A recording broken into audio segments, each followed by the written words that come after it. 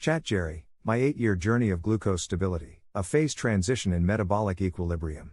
Number 1409, October 28, 2025. Gerald C.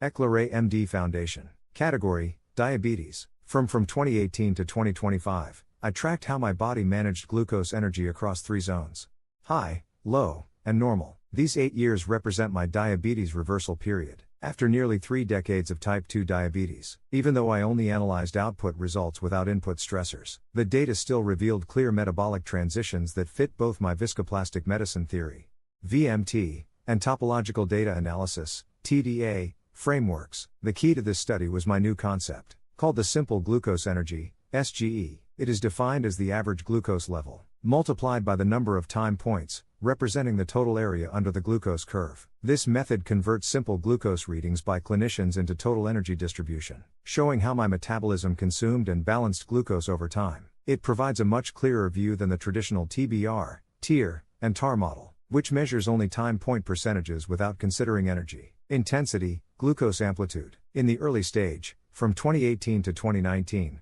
my high glucose energy was around 23%, meaning my pancreas and muscles were still struggling. Years of insulin resistance and weak mitochondria kept my glucose high. Mitochondria are the power plants of our cells, turning food into energy that keeps the body alive and working. My glucose transporters were sluggish, and my muscle uptake weak, so glucose stayed too long in my bloodstream.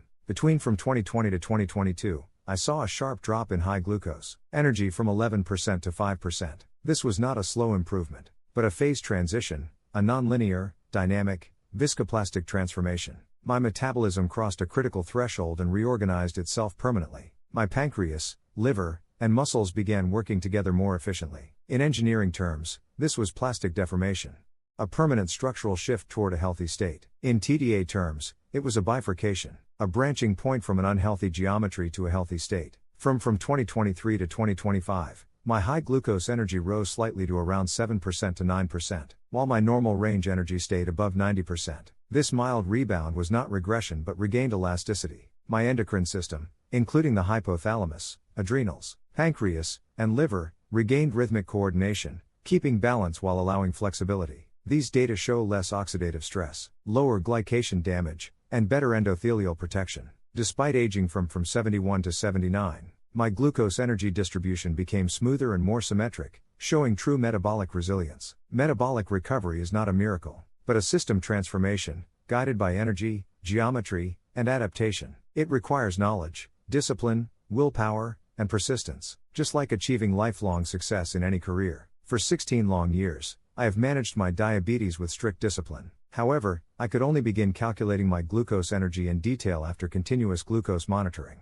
CGM devices became available in the US around 2018. Before 2010, I endured many complications, but by 2025 my health had greatly improved. Yet the stroke arrived in June of 2025, like a loan shark, who finally found me after I had already repaid every debt. It felt as if my body had come to collect the final payment for the damage I caused decades ago, long after I believed the account was settled. Disclaimer: I write this paper not for fame, but to share what I have learned so others can understand their health, prevent disease, and live longer, healthier lives. This content is for educational reference only and not medical advice. No doctor-patient relationship is created. You may share this summary freely, but it must not be altered, edited, or republished as your own. All intellectual property rights and copyrights for this article and its related materials belong to the author, Gerald C.